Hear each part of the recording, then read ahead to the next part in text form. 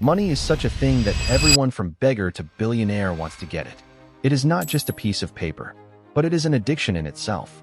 Money is such a language that everyone knows, from PhD clerk to illiterate MLA. It is only money that has made the people living in the forests sit in these cloud-touching buildings to vehicles that run faster than the wind. Money is a piece of paper, which has no value in itself, but it tells you the value of other things. Now the question is, from where did money get so much power? Let's understand in a little detail. Thousands of years ago, humans used the barter system for transactions. Where to buy one thing, you had to give something else. That is, if someone has rice and needs sugar, then he has to find a person who wants to sell sugar and at the same time needs rice. Due to many such problems, people thought something different and started commodity.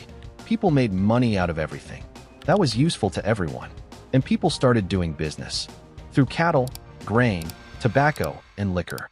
But there was a problem with this too. It was very difficult to find out what is the true value of what I have, and the commodity used to get spoiled with time. The animals bought used to die and the grains used to rot. Now man needed something, which was universal, and the coins made of gold and silver started. But this two-legged creature had a problem with this too. Along with carrying heavy gold, there was also the fear of theft. So some goldsmiths and other people together found a solution. He said to the people, "You keep your gold with us, we will keep it safe."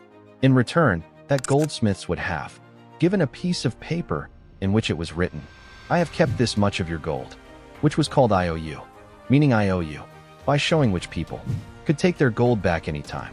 Everyone liked this idea very much, and people started keeping their gold with them. But then after some time, the goldsmiths realized that after making this system, almost no one came back to take their gold, and everyone started doing business only through that receipt.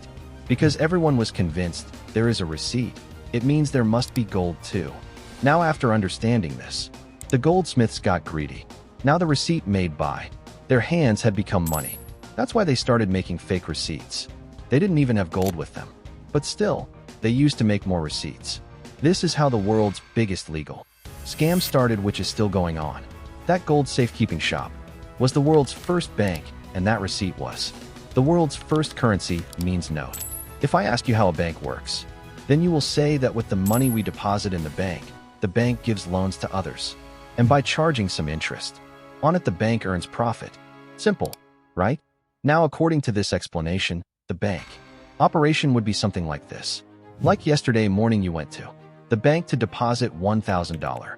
You deposited two 500 notes in the bank. What will the bank do after that? They will keep a 10% cash reserve as per the rule, and will give the remaining $900 on loan to someone else. And if this bank charges 12% interest annually from the person with the loan, and gives you 4% interest per annum, so the remaining 8% became their profit. Right.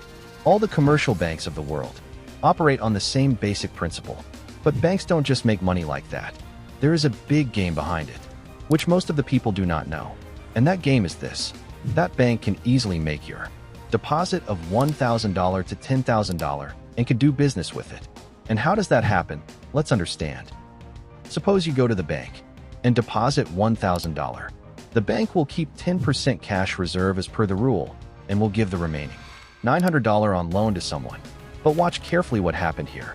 If you check your balance after depositing your money, you will be shown the same 1,000 rupees. And here the person who had applied for the loan and the bank gave him the loan. If he also checks his balance, he will also see $900. This means both of you have purchasing power of $1,000 and $900 in your hands. Whereas in reality, that bank has only $1,000 in cash. Means that bank, just by typing some numbers on its computer, created currency of an extra $900 in the market, which is of course virtual, because there is no cash to back it. And this game does not end here. It goes much further. Like the person who applied for a loan of $900, he would not have applied for the loan without any reason. He must have needed those $900 to buy something. And when he spends the money, this money will simply be transferred from his account and deposited in someone else's account.